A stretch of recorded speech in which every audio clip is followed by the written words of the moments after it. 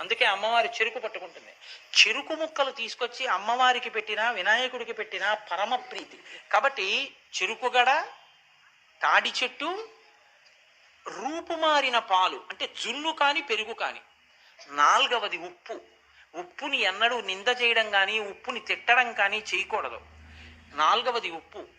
ఐదవది అనుములు.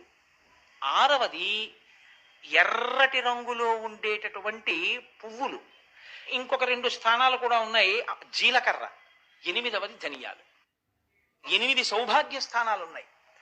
ఆ 8 సౌభాగ్య స్థానాల్ని పొరపాట్న కూడా కాలుతో తొక్కడం కానీ, కాలు తగలడం కానీ, నోటితో నింద చేయడం కానీ, విమర్శించడం కానీ, తక్కువ చేసి మాట్లాడడం కానీ చేస్తే అటువంటి వారు ఉత్తర జన్మలయందు అమ్మవారి యొక్క అనుగ్రహాన్ని కోల్పోతారు. మొట్టమొదటిది తాడి చెట్టు. రెండవది